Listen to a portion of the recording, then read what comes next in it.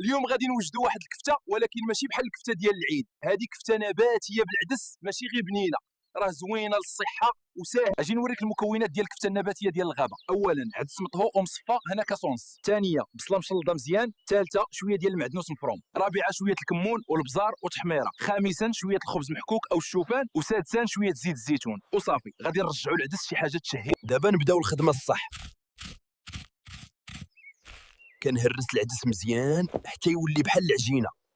شويه كمون، شويه التحميره، الملحه، الثومه، القزبور والمعدنوس، وغنديروا شويه زيت الزيتون والخبز محكوك باش يتماسك. ايوا دابا بدات الكفته كتبان.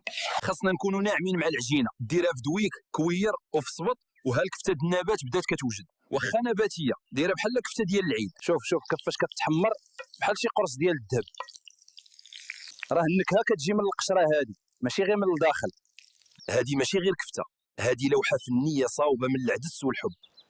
الا ما صورتيهاش قبل ما تاكل راك خسرتي. على هاد الكفته واخا نباتيه فيها نكهه بحال شي سر قديم ديال الغابه، خاصها تدخل التاريخ. ايوا الا عجبتكم هاد الكفته ديروا واحد لايك، راه ماشي بحال اي كفته. وما تنساوش تشاركوا في القناه حيت كل وصفه جايه اغرب من اللي